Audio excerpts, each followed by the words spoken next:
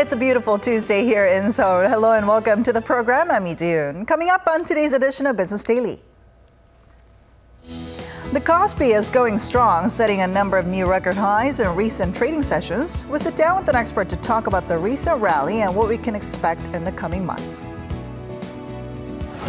There seems to be other reasons behind Korea's declining exports to China beyond Beijing's retaliatory measures against Seoul's deployment of THAAD. These stories and more coming right up.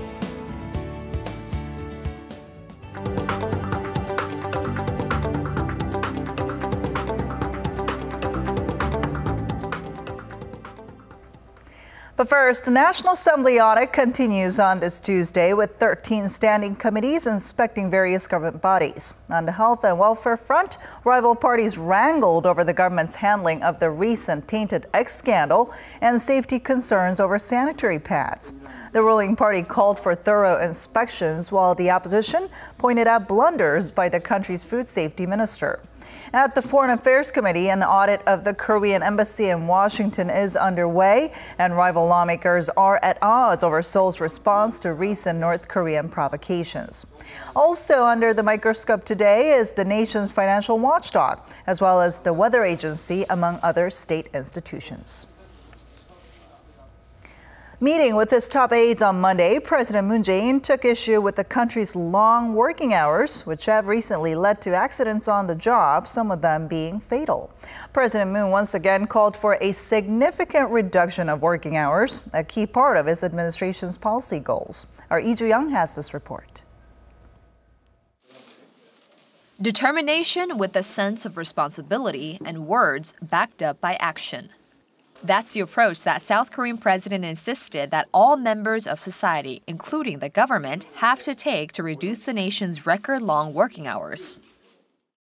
노동 시간의 단축을 통한 일자리 나누기 없이는 고용률과 국민들의 삶의 질을 획기적으로 높이는 것이 불가능합니다. President Moon pointed out that South Korea is the only country with an employment rate higher than 70%, where people work an average of more than 1,800 hours a year. In fact, as of 2016, South Korea has the second largest annual working hours in the OECD, with people clocking 300 hours or more than the average. President Moon ordered his aides to work harder to pass a revision of Korea's Labor Standard Act to limit time on the job to 52 hours a week from the current 68. The bill is currently awaiting the National Assembly's approval.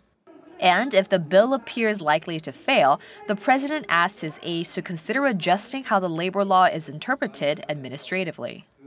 Regarding the ongoing parliamentary audit, the first one since the launch of his administration, the president insisted that officials should participate sincerely and answer all questions from the committees as if they were responding directly to the people. Cutting down on overtime has been one of the Moon administration's most prominent policy goals. The president said he will seek out measures to not only reduce the time each person has to spend on the job, but thereby create more opportunities for other job seekers and improve people's work-life balance in general. Lee Ju-young, Business Daily.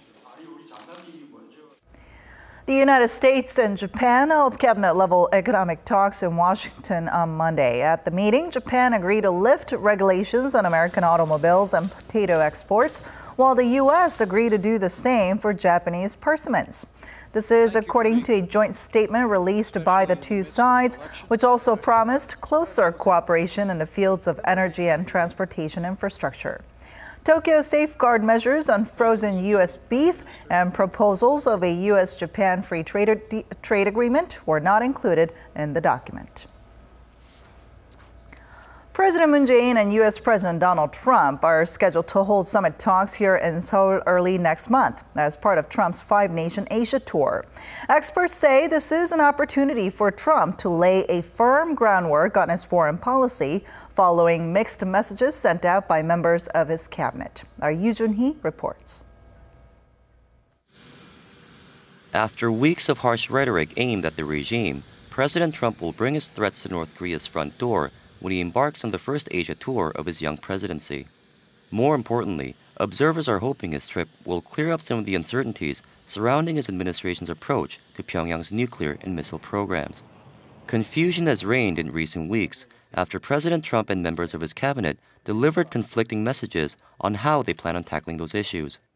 In addition to Washington's East Asian allies, Trump is hoping to strike a deal with Beijing for its cooperation in denuclearizing the Korean Peninsula when he meets with Chinese President Xi Jinping as part of his Asia tour. A close eye is being maintained on President Xi for any changes in his stance on North Korea, with China's Communist Party Congress set to renew his 5-year term as General Secretary later this week. Economic agendas will also be on the table, with President Trump likely to see concessions over the South Korea-U.S. free trade deal as well as his trade with China. He could also face challenging questions on why he pulled the U.S. out of the 12-nation Trans-Pacific Partnership Agreement and how he plans on creating an alternative trade framework. These issues will likely come to the forefront when President Trump attends a pair of regional forums, namely the APEC summit in Vietnam and the ASEAN Plus 3 meeting in the Philippines, to wrap up his week-long visit to Asia. Yoo-Jun-Lee, Business Daily. Korean stock markets extended its bullish run on this Tuesday as both the KOSPI and the KOSDAQ ended the day on stronger footing. At the closing bell, the benchmark KOSPI edged up to yet another closing high, up 0.17% at 2,484.37. The tech-heavy KOSDAQ also ended 1.68% higher. On the foreign exchange counter, the Korean won weakened against the U.S. dollar at 1,132.41 to the greenback. The stock rally was fueled by a blockbuster day out of Wall Street on Monday. Major indexes hit new record closing highs on the back of gains in financial and tech shares and ahead of a slew of earnings reports due later in the week. Korea's market bellwether Samsung Electronics returned to gains up 1.63% after hitting a new intraday high of 2.76 million won per share earlier in the session. Korea's benchmark KOSPI has been hitting new record highs recently, with some even saying the main index could surpass the 2,500 mark this year. To tell us more about this, as well as what's on the economic calendar this week, Professor Yang Jun Seok from the Catholic University of Korea joins us in the studio today. So good to see you. Happy to be here. All right, so in your opinion, what has led to the recent rally in the KOSPI? Okay, well, I think it has to do with turnaround in the global economy. The export volume globally has been rising, and Korea has been taking advantage of that. So especially our semiconductor exports, but most of the other major export items as well has gone up. Samsung Electronics has hit a historical high in their quarterly profits. So so there definitely is a turnaround in the economy, at least on the export side.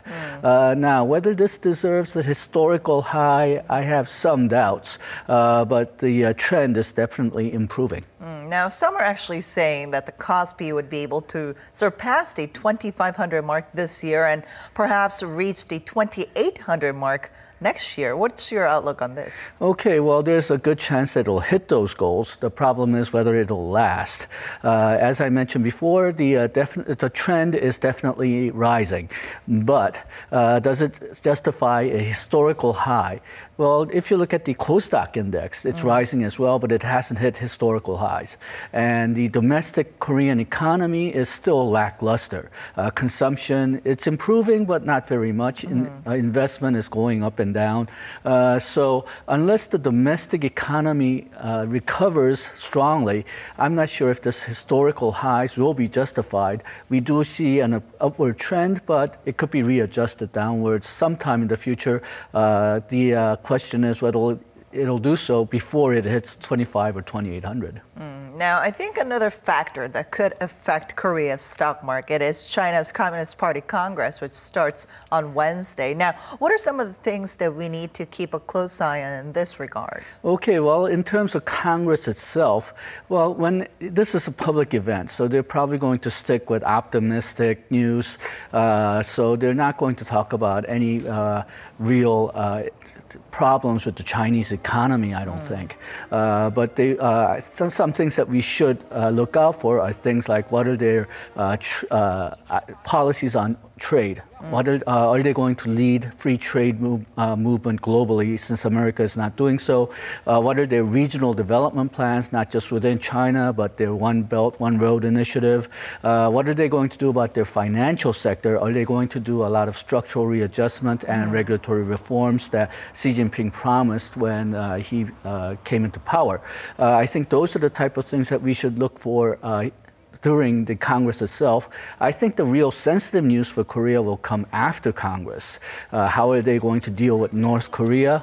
How are they going to deal with THAAD retaliation? Are they going to continue, or are they going to stop? I think those are not going to be talked about during the Congress itself, because it's a very serious topic for an optimistic event, but we'll have to look at the signals that come up after the Congress. Now, on Thursday, the Bank of Korea is also set to hold its monetary policy meeting, and the focus is narrowing on the bank's growth outlook. What can we expect on this front? Okay, well, I think they're going to stick with the 1.25 policy rate that they've stuck for months now. The Bank of Korea's general inflation target is about 2.5%, and the latest inflation figures that we have, which is for September, was only 2.1%. But if you look at the core inflation rate, it's even lower. It's 1.4%. Now, unemployment is not that bad, but still, because the domestic consumption and investment is relatively lackluster, I don't think they want to raise the interest rate. So I think, again, they're going to hold the rate as it is, and they're going to keep on holding until there's a big turnaround in the Korean economy, which doesn't seem likely within this year, or if the United States Fed raises its rates, which seem more likely maybe around the end of the year. Now, with the U.S. taking further aim at competitive devaluation, could Washington include Korea in its list of currency manipulators? And if so, what kind of impact would that have on the Korean economy? Okay, I think that's very unlikely at this point. The U.S. Treasury has the 3 criteria that it looks for when it decides whether the country is currency manipulator or not, and they have not announced that they're going to change that criteria. So if you look at that criteria one by one, the first is that a country has a bilateral trade surplus with the United States over $20 billion. Now, Korea, for the first 8 months of the year, the trade surplus in merchandise trade has only been about $10.9 billion.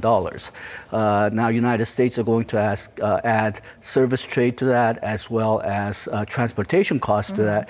But right now, I think there's a good chance that it will not hit $20 billion. Okay. The second criteria is that the country has a current account surplus over 3% of the GDP. Korea satisfies this criteria. For the latest figure we have, it's the first 6 months of the year, and the current account surplus is 5.9% of GDP.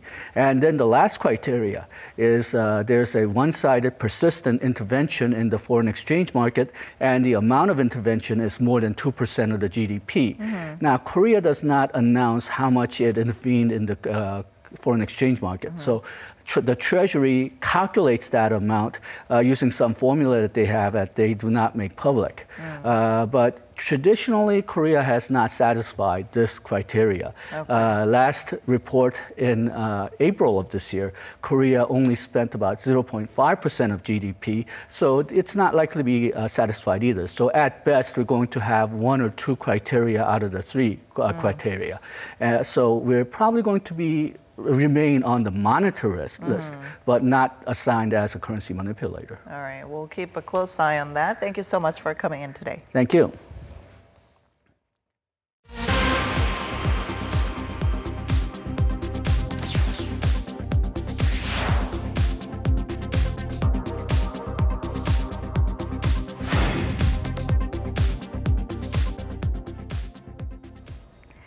Top commercial banks here in the country have raised their interest rates on mortgage loans following an announcement from the Korea Federation of Banks. On Tuesday, the Federation announced their co-fix rates for September, a benchmark for mortgage loans. The co-fix rate on outstanding loans rose by 0.02 percentage points in September, while the rate on new loans gained 0.05 percentage points on month. Top commercial banks like Uri, Nonghyup, and Shinhan Bank also follow suit, raising their rates on both new and outstanding loans by the same margin. The chairman of the Fair Trade Commission is planning to meet with executives from Korea's top 5 business groups early next month. The meeting should serve as an opportunity to check on progress in the government's chaebol reform drive. Our Elliot Kim has more. Kim Sang-jo, the chairman of the FTC, has already met with officials from Samsung, Hyundai Motors, LG, and SK to discuss major reforms of the country's powerful conglomerates. The government's aim is to create space in the market for small and medium enterprises to thrive. I look forward to seeing the businesses change voluntarily. There will be substantial communication about the process. On November 2nd, the FTC chairman will hold a second meeting with the 4 business groups he met with previously, with Lotte also joining. It should serve as an interim status check of the previously discussed reforms. Retailers, distributors, and subcontractors will also be targeted for mutual efforts between the conglomerates and small and medium enterprises. The FTC finds the current rate of chaebol reforms insufficient and indicates a need for higher pressure on the groups at this round of talks. The conglomerate's strong bargaining power makes it difficult for smaller, more innovative businesses to succeed. In recent years, multiple analysts have noted that Korea's current export-led growth model has now reached its limit. The meetings will be held after the FTC reorganizes and establishes a business organization dedicated to handling large corporations. Elliot Kim, Business Daily. All air passengers headed for the U.S. will be subject to a security interview at the check-in counter starting from October 26th. This is due to a request from the U.S. Transportation Security Administration amid their growing concerns of a terrorist attack. The interview will cover basic questions, including the purpose of visit and length of stay, and the departure process will take 1 or 2 hours longer as a result. Passengers unable to give satisfactory answers will be subject to more thorough questioning. The Ministry of Land Infrastructure and Transport said it's working with Incheon International Airport and other related parties to reduce passenger inconvenience. But it's advising travelers to arrive at the airport roughly 4 to 5 hours before the time of departure. Korean businesses have taken a huge blow from Beijing's THAAD retaliations, but there's more to Korea's falling exports to China than meets the eye. Our Oh Jung-hee sheds light on what other factors are playing a part in dwindling outbound shipments to the biggest market in Asia. Over a year has passed since China started its economic retaliation against Korea for its deployment of the U.S. missile defense system THAAD. According to data from Seoul-based Hyundai Research Institute, Seoul's economic losses are expected to be around $7.5 billion this year. China's retaliatory measures are widely seen as the main cause of Korea's dwindling exports to China. But what should be noted is that the growth of Korea's exports to China has been slowing down since 2012, and it's also been showing a slight recovery this year. This implies there are other factors behind the sluggish exports to China.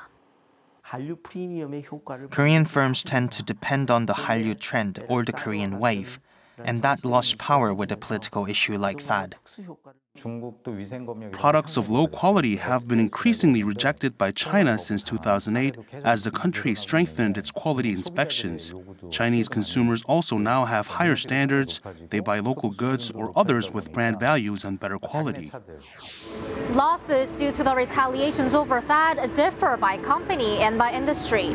But what's for certain is that the firms least affected are the ones who've been competing in the Chinese market with quality goods and new marketing strategies to satisfy local consumers.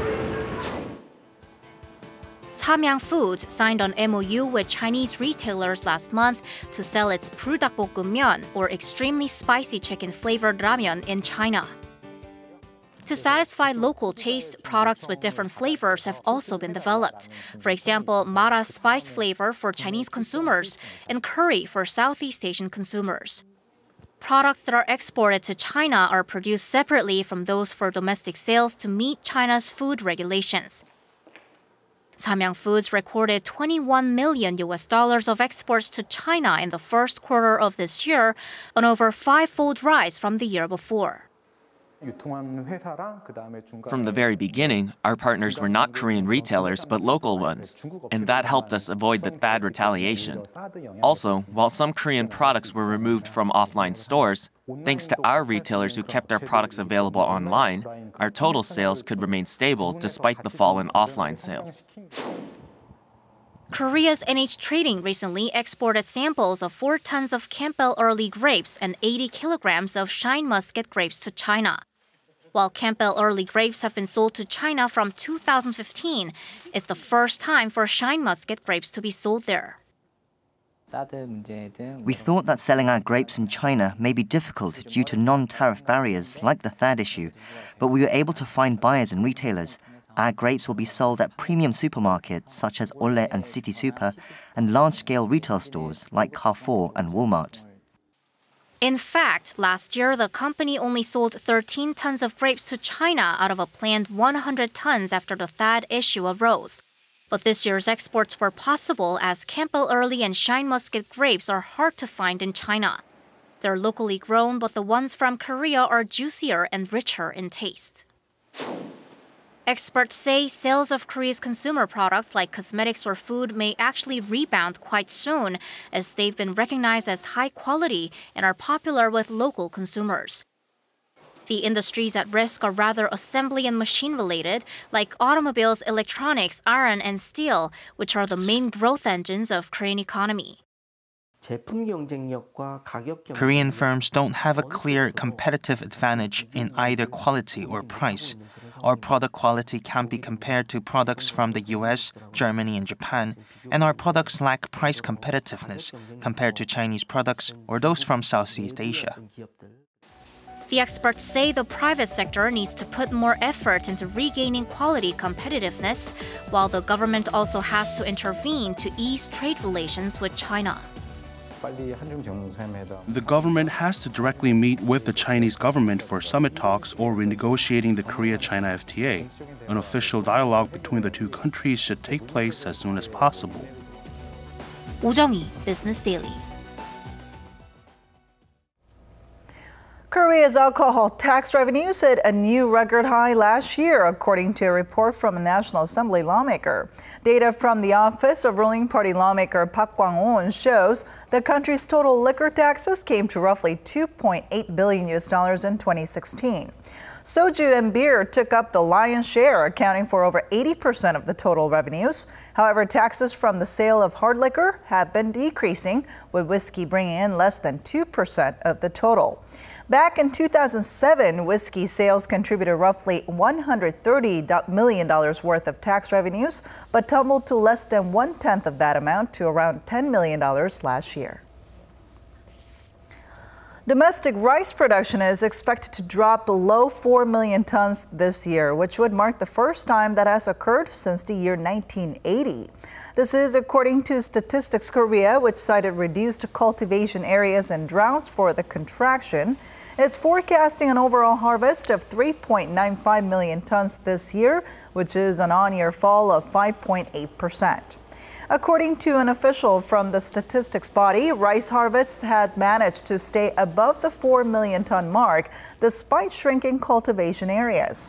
But this year, production efficiency was not as strong, as farmers were battered by tough weather conditions, such as a drought during planting season and heavy rainfall during crop formation.